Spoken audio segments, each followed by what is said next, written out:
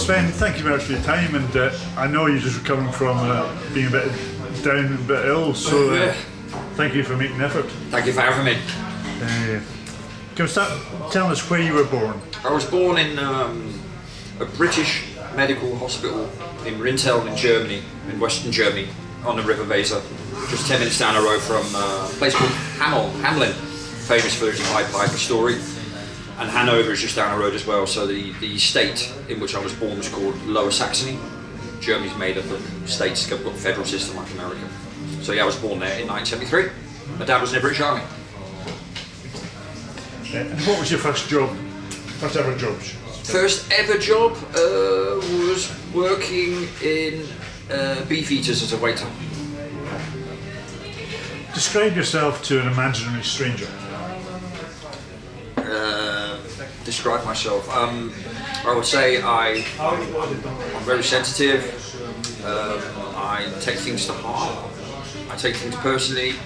I take every person seriously. So every time I have a conversation like with you now, that conversation is on my mind. That's what's important to me. I won't share my time with you along with them. I'll focus on you, and then once we're done, I'll focus on you or you. But I won't multitask to the degree that it means everyone's just getting 30%. No, I'll focus 100%. So I'm like that. I'm very loyal, and I get upset if that's not reciprocated. I'm sure people who know me will quite well know that. So yeah, but I mean, I come from a good place. Really, I really do. But yeah, I'm like everyone else. I'm new to all of this. Trying to negotiate my way through as best I can. Yeah. Thing is, Harry, you like yourself, you've been around the block, right? So when you're talking to somebody and you feel like you're one of many, it's not cool. You want the understanding of that person, that they're authentic, that they mean it, that they're focusing on you, that they're giving you their undivided attention for that moment. And that's what I always do if I talk to people. Yeah, if it doesn't come back like that, I don't like it, and I tend to eventually not have much to do with those sorts of people. I back away. Are you any different today than you were 10 years ago? Absolutely. Totally different. I'm sure you expected that answer as well. I'm totally different. 10 years ago, I just split up. I was divorced. I was married. I lived in a different country, Germany. Came back to England, moved with my mum and dad at the age of 40. Moved in with them. So 10 years down the road, I've since realised that water doesn't stick to spinning balls in space. I've also realised that being a dinosaur and having arms far too short for you doesn't make sense either. So someone's having a bit of a laugh there in the cartoon department, aren't they? If the old dinosaurs are real thing. And you know, we didn't stem from apes, and Big Bang is only a theory, as is gravity, as is evolution, as is all the other nonsense. Over time, I clicked onto all of that, but I think a lot of it was to do with unemployment. I had a lot of time on my hands. So in those last 10 years, I've done a lot of research and looking, and I think a lot of people have a similar sort of story, that you need the time on your hands to be able to do these things, right? If I'm working 9 to 6, or whatever, 45 hours a week or whatever, I haven't got the time to sit there and worry about electromagnetism, right? How have I got the time to do that? I haven't. I've got the time to make ends meet, just about, or worry about how to buy my daughter yet another pair of trousers after I've asked her not to run around in the corridors of her school, and she slips and rips another pair of trousers. She had to buy another. You know, they're the issues people have. Right, but generally speaking, yeah, it's been a huge process that I'm in the middle of right now. I'm in the middle of this so-called awakening process. It's an absolutely fascinating ride. The Germans have got a great saying, they call it Beschäftigungstherapie. What it is they keep people occupied for the sake of occupation, right? They say it's important for your next step and all this blah blah blah, but it's not. What it is it's just keeping people in that mindset and keep them controlled, which is what this is all about. It's all about unequivocal control. That's it, that's their end game. Is there anything you still want to accomplish in life? Accomplish in life, blimey, I don't feel I've accomplished anything in life. I feel like I'm just sort of journey now. I remember saying in a conversation last week to my partner Sandra, I was saying to her, like, you know, we really need a second run, don't we? It's almost like you need your first lifetime to suss what's going on. Oh right, that's how it rolls, is it? And then you can crack on with your proper life and enjoy your life. So essentially, you need to be living till about 250. Really, the last 50 years of your life you can screw up because you'll probably be in a bed, bedded down or something, you can't eat or whatever. But you want to be a little bit, you don't get much done in our lifetime. And I think that's all done by design. I mean, it's a deeper topic, but I think there's a lot of design behind all of that, including the time we spend on this realm, in this form, you know. Speculation, I don't know for sure. Does life require a purpose? Life is purposeful in itself. In and unto itself, it's purposeful. The fact that the whole process of life, something living and existing, is purposeful in itself. You know, just being alive, being awake, not awake necessarily, but to be aware of stuff. Experiencing the sun, experiencing the air, experiencing each other, experiencing food, noticing the discrepancies, noticing that things are wrong, that alone, you know, that's a purpose in itself. I now have a purpose, which is figuring out what the hell is going on. We know something's not right. So for me, life has taken on a totally different purpose. Not the meaning of life as in, what does it all mean? What happens when we die? Don't know. There we have it again. We don't know. Don't care what the bishop tells you, and I don't care what the chief scientist at, you know, whatever, AstraZeneca tells you. You know, take your pick. Take your pseudoscientist. Pick your pseudoscientist. You know, it could be religious, it could be on the payroll of Her Majesty's government. Yeah, purpose. Life itself is purposeful, yeah, absolutely. Would you consider yourself to be intelligent? I thought I did, yeah. I thought I've considered myself, but I bought into the mainstream a lot, didn't I? So, you know, A-levels, studying, blah de blah. But then again, I always felt highly of myself in regards of, I thought that there was something else going on with me that I wasn't too sure of. So not necessarily academia, but I feel I was seeing things about life that others weren't. But we're not also talking about weird stuff, we're just talking about just general, everyday stuff, like things like walking past a supermarket and looking at someone stacking shelves and going, why are you doing that 10 hours a day? Am I just being lazy? Am I just a dropout? Or am I saying to myself, that what you're doing there is wrong, do something else? Stuff like that, right? Losing my thread now, but you know. Yeah, just are you intelligent? Do you think you're intelligent? Am I intelligent? Am I intelligent to observe that things aren't right? Yes, but we all are. Am I intelligent in terms of I can read a book and understand what the book is about? Yes, and I think we all are. Right? Whether you can read or write doesn't make you less or more intelligent. I think it's your natural switched onness that's key, isn't it? Your natural perceptions, your natural sort of instincts. Do you pay attention to what someone's saying? Do you read between the lines? Are you seeing the signs? Are you acting on them now? You know, I never used to see the signs, never mind act on them. Now I'm noticing stuff all the time. You know, people getting out of their cars, people looking at me. I've had this conversation with a few friends about elongated looks of knowing from people on the streets that you don't even know. You know, you think, what's going on? Lots of stuff going on. Lots of stuff going on, but we tend to notice more of them now. Whether that's us looking for things or whether they're just happening and we're noticing them, I don't know. So what would you say is the definition of intelligence? I would say intelligence in that sense is the opposite of complacency. I would say it's an up. If there's an up and go about you, there's a proactiveness about you, there's a natural nous about you, there's a natural bit of common sense about you, a natural sense of intrigue, curiosity, good balance, discernment. You know, those sorts of things make up an intelligent person. It's not just one individual thing. You know, it's not me telling you what shade of grey this is and being able to express it in French. That's not a sign of intelligence. Right. Intelligence is your everyday stuff. So I think that's what I would, you know, people switched on, little things, can I help you with that? Without waiting to be asked to help somebody with something. For example, they're your natural intelligence things that I talked about. You know, not whether somebody believes in politics or not. That is all nonsense. That is because people have been affected so much by the noise that they've been born into, the world they've been born into, that some people rid themselves of that, like us, with time. Some people stay in that matrix for the rest of their lives. About 85% of people, I would say. You know? What or who inspires you?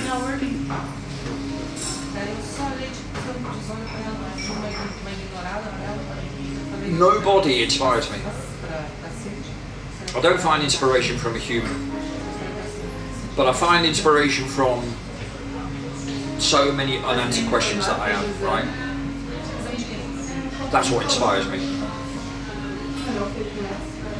So that's unique. I could sit here and pretend and go, you know what, my daughter inspires me. Or, you know what, when I had that car crash when I was 10, that inspires me, or blah blah. No, it's all nonsense. What inspires me is the fact that I have so many questions open, and we all do. We all do. It's a huge bag of licorice all sorts out there that we know nothing about. You're going to have 3 dinner guests from past or present. Who would you like to invite? I would like to invite my old history teacher, Mr. Davis. Scouse bloke, came from Birkenhead. He was one of the best teachers I ever had because he story told his topic. So when he used to, for example, teach us about the Russian Revolution and all that, he would say it in such a way that you'd be in hysterics by the end of it. But actually, it's not a laughing matter because he's talking about people being massacred, right? The Romanovs allegedly being captured and taken down into the cellar and wiped out, and this, that, and the other. Nicholas II back in 1917. Mr. Davis was our history teacher, so he would be one I would love to, because I'd ask him some serious questions like, why do you think that what you're teaching us is true? Would be my first question. Second person I would probably like to. This time I will mention my daughter. Yeah, I'd like to have her at a table with me because she's at that age now where I need to talk to her and redress the balance that she's got to be confronted by when she goes to school and is affected by all the nonsense. She's already asked me questions like, how does an aeroplane fly around a ball earth that spins? She's asked me that question. She's 13. I've not told her to ask me that. Now I know she's going to go to a school teacher and ask that, and I know what answer she's going to get. And that's sad, because I know it's a lie. So they're the bad things that we have to deal with, is knowing it's a lie. It's not just thinking maybe there's something to that. No, we know it's a lie. You know. And the third person I'd like to...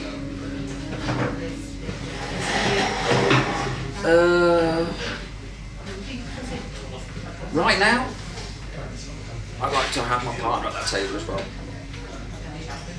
because she has a lot of experience in looking at these topics, and I'd like to sort of pick her brains, her awakening process, if you like, what led her to come to certain realizations, and this sort of the other, compare notes, that sort of thing.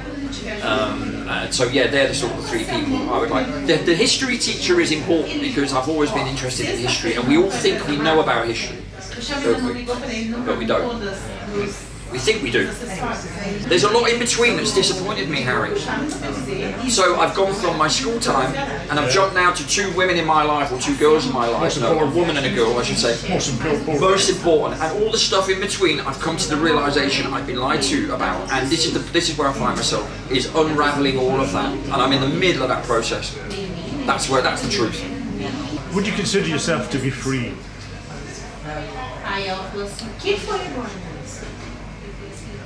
I have a WhatsApp group, and next to my name there is a motto, and it says, "Free man, clear thoughts." Am I a free man? In terms of the system that we live in, no. But within myself, yeah, I regard myself as free, yeah, I do. I regard myself as within the parameters that were set, of course, because we don't set the parameters. I regard myself as being able to do what I want to do when I want to do it. Unless it involves a flight to Australia, of course, that costs a few quid. But apart from that, generally speaking, yeah, I regard myself as relatively free. Yes, we're within the constraints of what we're born into. Yeah. What's one of the best books you've ever read?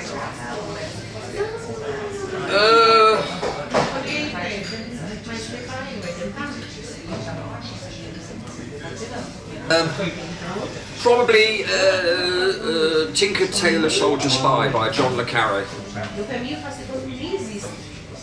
What came first, the seed or the plant?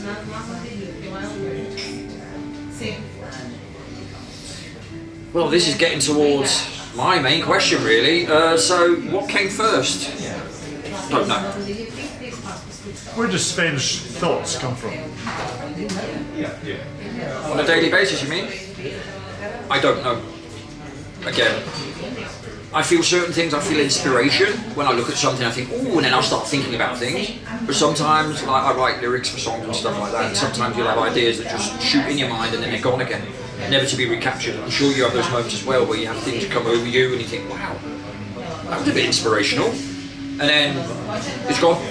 So the key is in that moment to make a note or whatever, if yeah, I don't know. Sometimes, there's nothing genius about anything that we think or do or say. I think some of us just see the signs a bit more than others now. I think that's how it's progressed with time.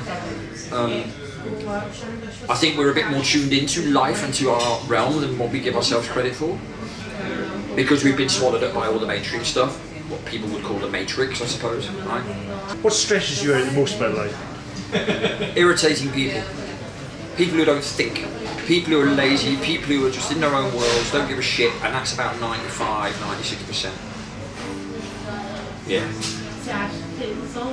No, they don't mean to be evil or nasty. A lot of people are just thoughtless. Do you think original thoughts exist? Yeah. Could you give me one? Yeah, I could. An original thought would be. Let me have a look.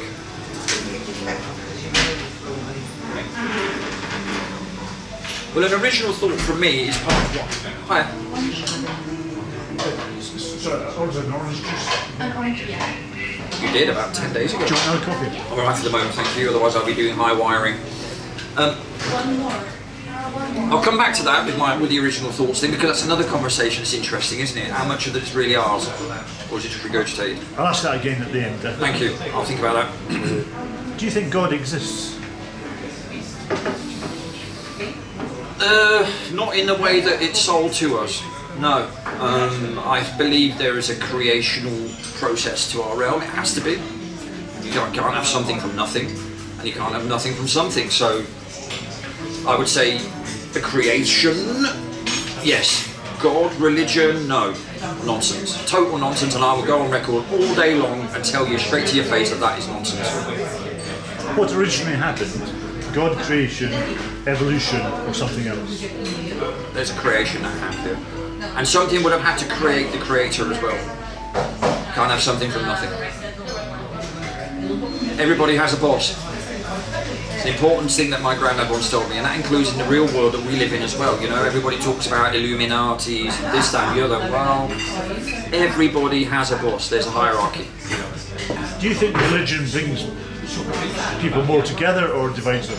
No. The purpose of religion is like the purpose of all the other nonsensical topics. It's there to divide people. It's been introduced through school systems back in the 1800s, right? You remember our first schools were in chapel buildings. Before kids went to public schools and comprehensive schools, they were in churches. That we revamped into churches. So religion has been an important part of the control mechanism to keep people down and keep them fighting. After the physical death, does anything continue? I don't know. Be nice, but I don't know. What makes Sven angry? Thoughtlessness, lack of loyalty, lack of effort, lack of making an effort truly authentically, not going through the motions. People are so easy to see through nowadays, they really are. It's got so basic and it just infuriates the hell out of me. Because there's no need for it, it's laziness. I can't stand laziness. Not like that. What makes Sven happy? Peace and tranquility, and having people around me like yourself who don't judge, where you can be in an environment to talk about anything you'd like to talk about without feeling in a rush to talk about things when you do eventually get around to talking about them, without feeling in the need to interrupt other people because they're already irritating you after 2 sentences. Things like that. If I could rid myself of all of those negative thoughts and stuff like that, then that would make me very happy, of course, and have my partner close by, my daughter close by. I could go into all those cliches to add to it, but fundamentally that is what would make me happy, yeah. Is there a difference between the ego and being egotistical? Yeah, you need ego because you have to have a driving force. You have to know that what you're doing is right, or that you're on the right track, or you're doing it for the right reasons, but without allowing your character to dominate the message you're portraying. Because it's not all about you in that moment, it's about the message. But a good ego, I'll tell them, that's good to have because that will give you the motivation to push on with your messages. But to make it about yourself, that's not good. And that's what we're talking about here. A lot of people make these topics about themselves.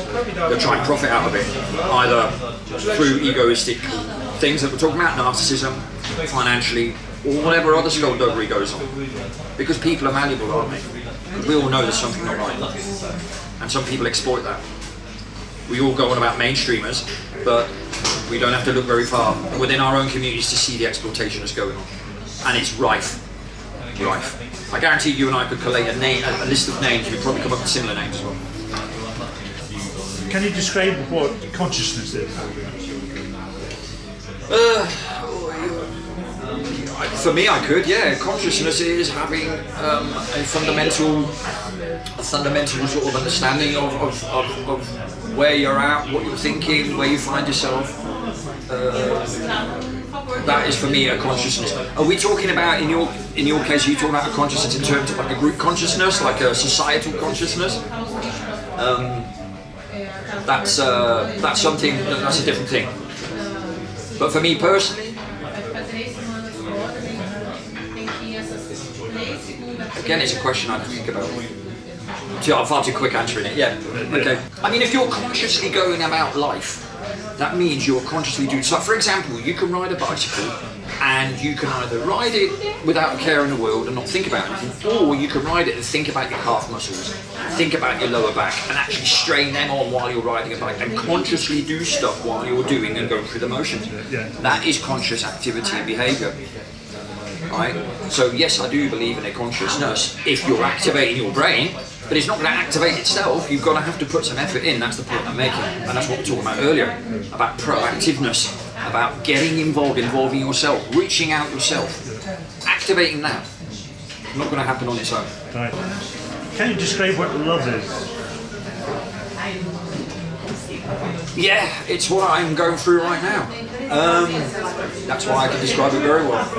Love is an unwavering sense of loyalty towards something, whether it's a person, loyalty, warmth, affection, unconditional compassion, all those sorts of stuff, the positivity.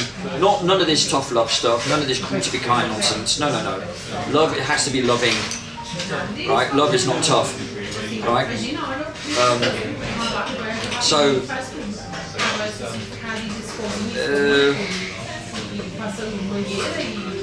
Does love exist? Yeah, absolutely. It's a feeling. It's a feeling that's absolutely there. I'm not too sure the word is the right word though, because when we think of love, you can think of all sorts of things. You can think of free love, like 70s, a la 70s, share each other's partners, which of course is nonsense. Or you can think of love and peace, a la John Lennon, which of course is all handled Tavistock nonsense, right? To infect our minds. And think that is the idea of peace, is to sit in your bed for 7 days, or put a flower in the end of some soldier's gun. Never happens.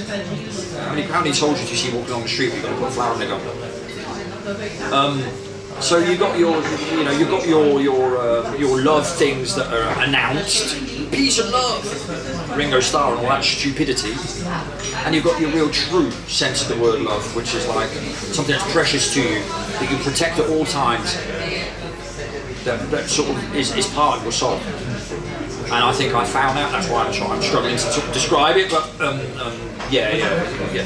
It's a real thing, absolutely. Can love exist when you're jealous? When you're jealous? Yeah, I think jealousy comes from love. I think you feel very strongly about that being mine, thank you very much. And I care for it so much, I don't want you having a bit of it. It reminds me of my daughter who, I used to take her to the park when she was about 2, back in the day when we lived together. And if she didn't use her scooter, she didn't like any other kids using it either. She'd go around and say, I don't care if I'm not using it, you're not using it. Now, is that a love for a scooter? Or is she just being bitchy about it and go, no, if I can't, you can't. Right? If there's something in our subconscious, how would we know?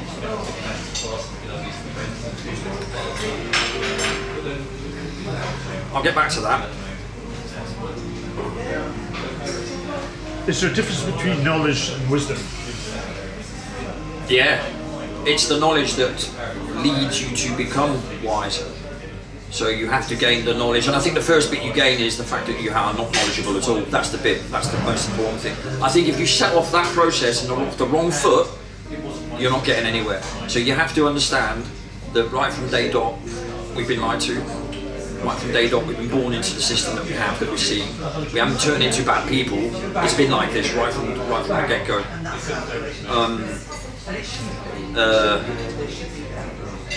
What was your question again? I've forgotten. See, my bloody memory. Was there a difference between knowledge and wisdom? Knowledge and wisdom, yeah. So the wisdom is what you gain from the knowledge that you gain. So maybe it might even be the knowledge that your knowledge isn't enough. the knowledge that your knowledge isn't knowledge. It doesn't have to mean that you gain knowledge in terms of rocket scientism or how, I don't know, gases work. No, it's just the acceptance that certain things aren't the way you've been told. That is knowledge. That creates a wisdom to be able to then say, I don't know, and be happy with that answer.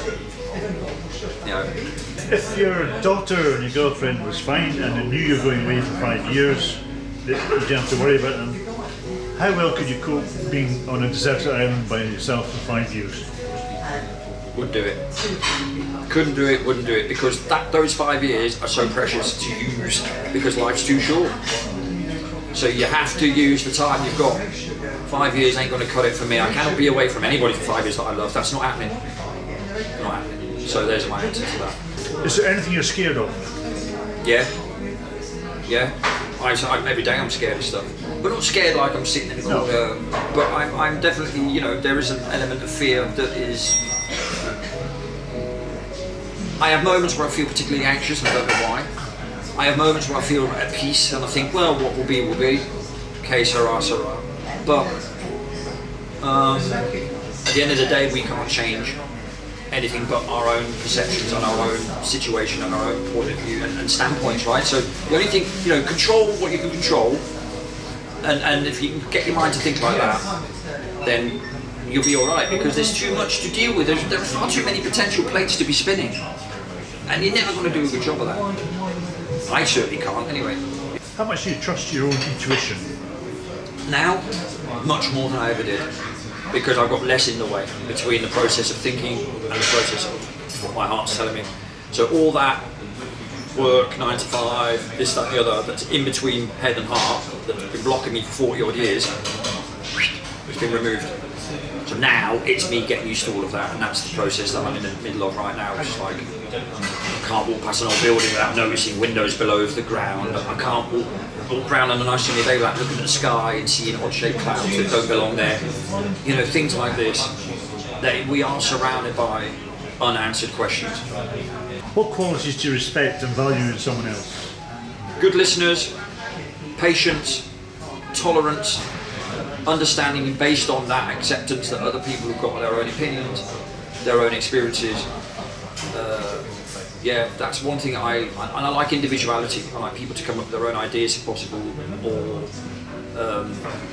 just have a bit of drive and motivation, have ideas, that sort of thing. I like that. I don't like stagnation, because I've done it myself, and it's backwards. It takes you backwards, because everything else is moving on, and you're standing still. And I've tried all sorts of methods of getting on in life, right? You know, the dropout method of I don't need anybody else, I'll do it my own way. The 9 to 5 method of 40, 50 hours, 60 hours a week, working all the hours God sends. The family man version, the single man don't care version, the bachelor lifestyle, all of that. When you look at it all, what does it all mean? Well, I'll tell you what it means for me. It means we're running out of time before you even realise where you are. Time is the key. And they've been fiddling around with it. It's another thing that I think is going. I think that there's something going on with the actual. They tell us that time seems to speed up the older you get, but I think we're on a ferociously quick clock at the moment. On a scale of 1 to 10, how well do you know yourself?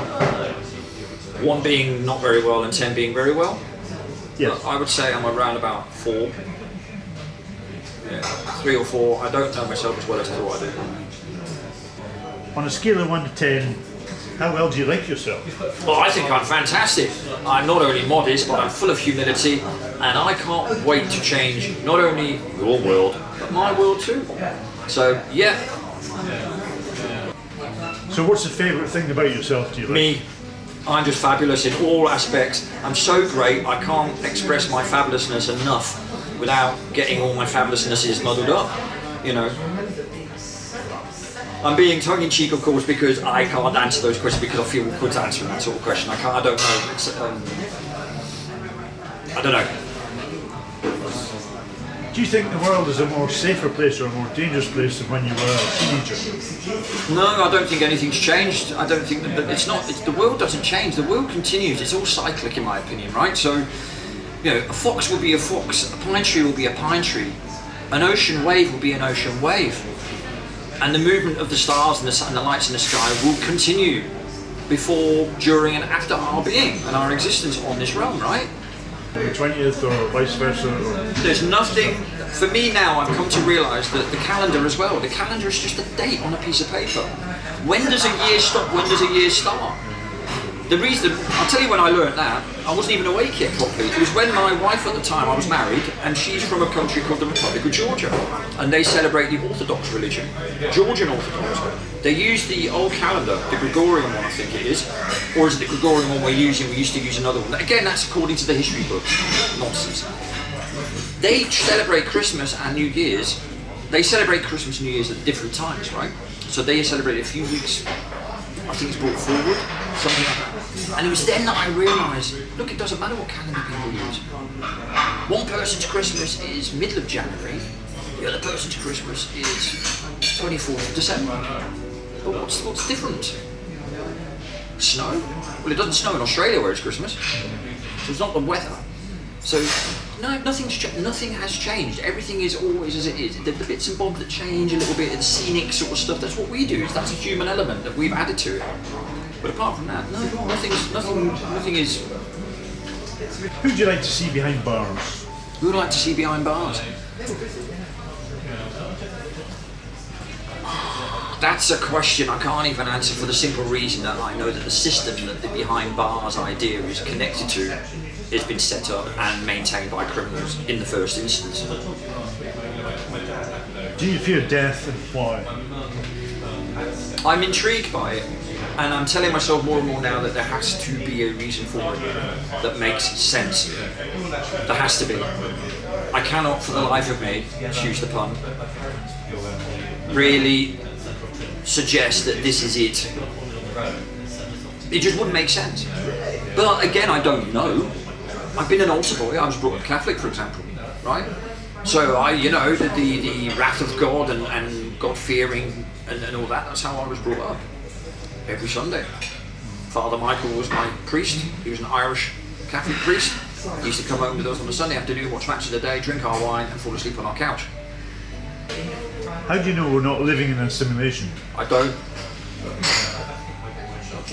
Is honesty always the best policy? Yes, of course it is. Why did I even think about that? Yes, of course, because I think you have to have your own mind clear for you to be able to exist as a good. For you to function well, you have to be as pure as you possibly can be yourself. So don't lie to yourself. That's got to be your first thing has got to be acceptance of your own flaws. A bit like a 12-step program in AA or something like that. Step one is always, admit, accept that your life has become unmanageable. So you have to do something about it. That's point one, overcoming your denial. Then once you scrape that slate clean, then you can think about moving forward and working on what you have to do to achieve whatever it is. So have you ever been brainwashed in life? Oh, what? Have you ever been brainwashed? Absolutely. I grew up in a world of brainwash. I grew up in the military, British military, and I left my home. My dad had just left the army after 22 years, and I left home at 19. My first 19 years on earth were in the British military. Scottish Regiment. Royal Scots Dragoon Guards, based in Edinburgh. Can you recite 3 objective truths for me? Never eat yellow snow. Not all that glitters is gold. And listen to what Sven has to say, because he's always right. What was the scariest time in your life?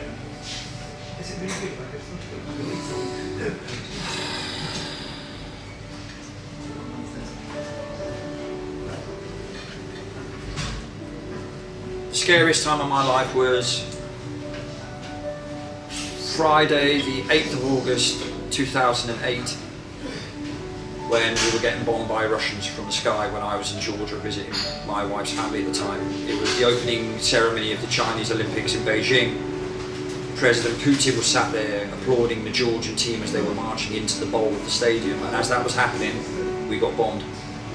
It took us 3.5 days to get back to Germany from Georgia, me, my wife and her cousin, with money. We had languages at our disposal. I speak 2 languages, she speaks 4, her cousin spoke 3. 3.5 days it took us to get back to Berlin.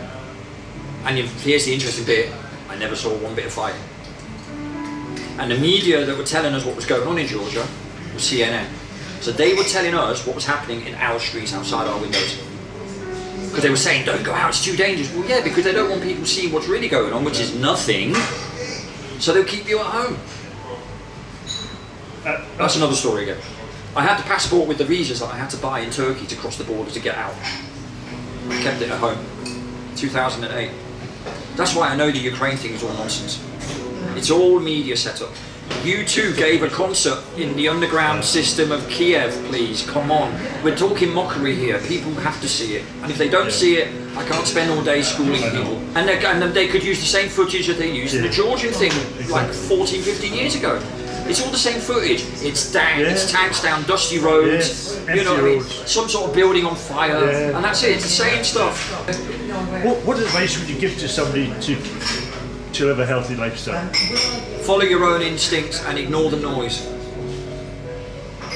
But that is the sort of advice I would give you for all sorts of things, not just in terms of a healthy lifestyle. But I think in order to be healthy, you have to understand that it's okay to follow your own thoughts and your own instincts. You do not have to appeal to the masses, appeal to consensus, appeal to authority, which is why we're in the shit we're in.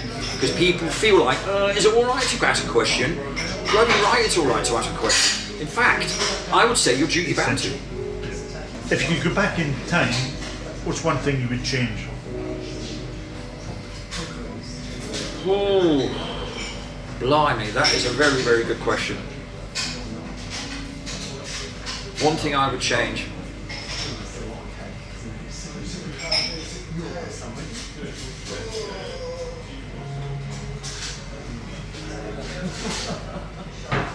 Ooh. Wow, what a question that is. One thing I could change? It's too nice a question to be taking a mick out of that, so I need to think about that seriously. Can I come back to that? Thank you. Is your cup always half full? No. Absolutely not. I'm human, mate. I wake up some days and wonder what the hell I'm even worrying about things for. What's the point? Not suicidal, just lack of motivation, lack of drive. And that could be anything. It could be me not having eaten right the day before, or not having a decent night's sleep. Who knows what they're beaming through the air to make sure you don't have a decent night's sleep. Remember when we were up in Leeds in Yorkshire and I had the best night's sleep of all with the building we stayed in the very last night. Why? Because there's no antenna nearby, nothing. It was in the middle of the countryside, it was fine. Yeah, looking after yourself, I think it's just that, what we're saying there is just follow your own instincts in everything you do, everything. I think the last 3 or 4 years surely has proved to everybody that the outside noise is definitely worth ignoring. Definitely worth ignoring. All of it. From billboard to your news to what your phone is telling you when it goes ping. What's your favourite modern invention?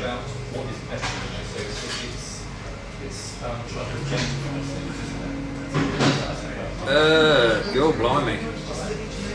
My favourite modern invention?